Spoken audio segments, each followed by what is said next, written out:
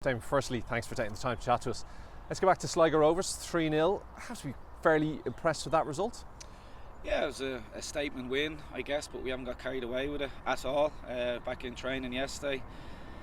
A mixed group, really. Some guys warming down and some guys still getting up to speed. And then obviously we're all back on the pitch today, but it's soon forgotten about. We're preparing for St. Pat's on Friday. I have to just ask you about Jack Moylan's performance in that. That was impressive as well, goals too.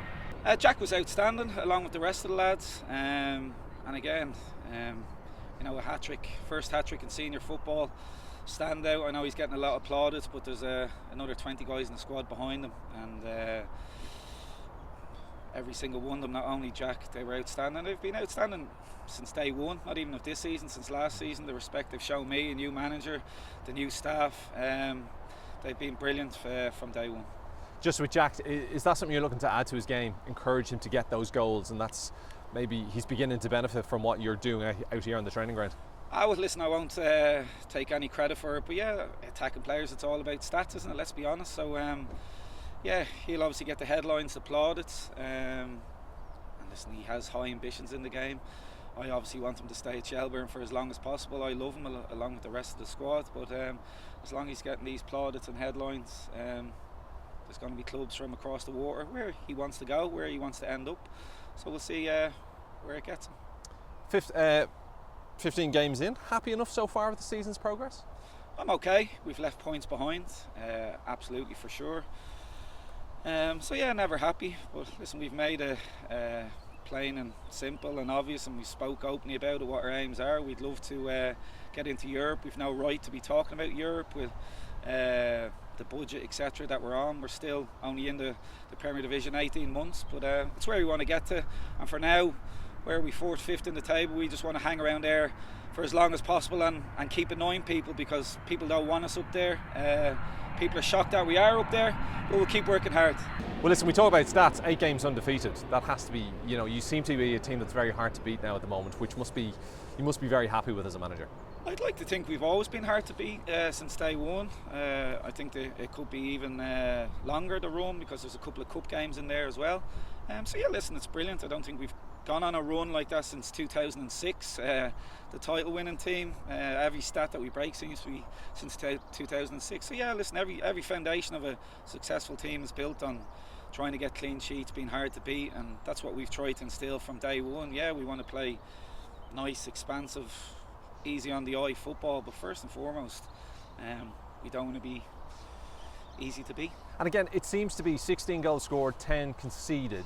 It seems to be very well balanced. Is that what you're trying to get from this team? I just want to get points on the board. Like I said, first and foremost, let's try and get as many clean sheets as possible. We do have an aim, number of clean sheets. We do have an aim of a points total this season, points total that would get you into Europe. But here it's all about getting it. And how do we get there? It's just by pure hard work. I don't overthink it, whether it be good, bad or indifferent result or performance. We just bounce back in here on a Monday with a smile on our face and work harder, I think, than any other team in the country. Pats are right behind you. You've got them next. What did you make of their defeat to Shamrock Rovers? It's always a difficult place to go. They've obviously got a new manager in. How long he stays, I don't know, but I wish him all the best of luck. It's obviously a difficult gig. But yeah, listen, we shouldn't be above them. They should be above us. It's plain and simple. The pressure's on them to come and win and dominate us. They've got World League of Ireland stars, if that makes sense, in their team, in their setup. A budget that's 3 or 4 times of the size of ours. So they're a team absolutely to be feared, but still a team that we absolutely believe we can win against. And you're on 24 points. That win would move you to 27. 27 sounds a lot better than 24 at the moment when you're looking at the table. These are just 6 behind Rovers. Here, we're not getting carried away here at all. Absolutely not. Yeah, so that if you were to win against Pats, it just moves you really kind of within striking distance. Striking distance of what? First place, you're a winner. You know Here, listen, like I said at the top, we don't get carried away, and I won't let anyone get carried away. 15 games, what will be 16 after Friday? You get nothing after 16 games. So it's about, a third of the season nearly gone. It's just about continuing and working hard. So absolutely massive game. I can't remember a game as big as this on Friday at Tolka Park. Yeah, we played Bows in the Cup quarter last year, but you know, the league is your bread and butter, and we want to get this club as quick as we can back to being competing for trophies. But listen, like I said, we're not getting carried away. It's an absolutely massive game, but one on a long road to the end of the season. With this undefeated streak, and where you're saying that you're higher than you should be, do you feel there's a real good buzz around the camp that this group of players has that right mentality to challenge if it did become that, you know, further on down the line in, say, 10 games time? They've always had that mentality, but maybe they start to believe more. Listen, they were brilliant, outstanding last year. They stayed up at a canter in the end and got to a cup final. A really young squad got to the cup final, maybe did lack that bit of belief, I guess you could say. But now you can feel maybe, okay, they've grown up, they're a year older, like I said, very young, naive maybe at times. So they are starting to believe and grow, which is only going to be good for Shelbourne Football Club. Listen, his goals then, just the one thing you're looking to add, try a little bit more of then when you're looking ahead to the next few games. You got 3 obviously against Sligo, that's good. Continue that. Oh, people do aim at us that we don't score enough, but we're obviously hard to be. Well set up, I guess, defensively, I hope. But trust me, 80-90% of our week goes to, you know, attack and play and patterns and what have you. We have created a lot of chances, I think, at times this season. It's obviously just putting it away. But listen, I never put pressure on the guys to score goals. It's just pressure to win games. So whether it be 3-0 against Sligo or horrible 1-0 against UCD, which is what we got the week before, you still get the same amount of points. So for me, Friday night, it's all about 10 o'clock, game finished, still being ahead of St. Pat's. You've said the lads have grown up in the past year or so. Not a lot, by the way. You as a coach, as a manager, do you feel you've grown a lot now in the last year? Have you learnt an awful lot? Yeah, I think it's maybe not there for people to see, but I know myself, my very first game as a senior professional manager, St. Pat's at home, live on TV.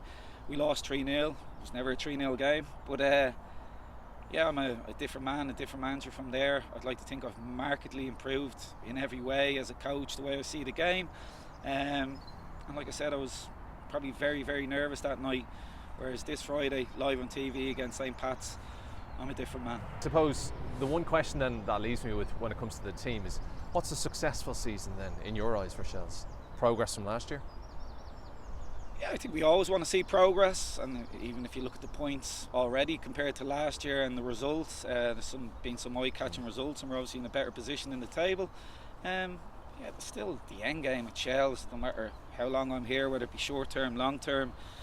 It's obviously to get back winning trophies. Are we going to do that anytime soon? Certainly not the league, the cup, anything can happen. So first and foremost, the minute, I'll say it again, our aim is to get into Europe, and we'll try and fight for as long as possible to hang around that mix. We've no right to be there, but that's our aim this season. Listen, is it great to have a few more games live on TV? Obviously you're featuring in some of them. It's been amazing, I have to say. I think this is our 4th game already out of 15. That's live, so it's amazing for the league and see it growing and growing so quick and so big, and all credit, obviously RTE have done it for years and done a great job, but Virgin obviously getting involved now, I have to say they've been amazing, and even just the build up, it's something similar, obviously not as big, it's not possible to what maybe you get in the UK. You guys are down here on a Tuesday, we're playing the Friday, so it's brilliant, and it's brilliant for the guys to get that exposure, because a lot of people over the UK disrespect this league, which is grossly wrong on every level, and because there's an awful lot of top talent, and listen, it can't be that bad, because the British clubs keep coming and taking our talent, so I'm glad it's on TV, and credit to Virgin, they've been doing a great job. And listen, finally then as well, just overall when it comes to the League of Ireland, you've had some views on it. People have seen, as you said, that it's been disrespected around the world, but do you think it's going in the right direction now? Do you think that maybe in 5 or 10 years time we could see teams competing regularly in the group stages of the Conference League, or even higher perhaps? Listen, for that to happen, it's just investment, and investment on a big scale. Firstly in the academies, because that's where footballers are born, let's be honest. So yeah, we produce many top players, but it all comes down to spending the money in academies, facilities, first and foremost, training grounds. Everyone talks about the stadiums. For me, even ahead of that is training grounds, because that's where players are made. Where the money comes from, listen, it's been in the media a lot over the last few weeks, but we need money. We need a lot of it because we need somebody's help. So yeah, but it's going to continuously grow just because of the love of the game, the quality, the heart and the sleeve stuff, the emotion. And like I said, since even I noticed the start of last season to now, it's grown markedly.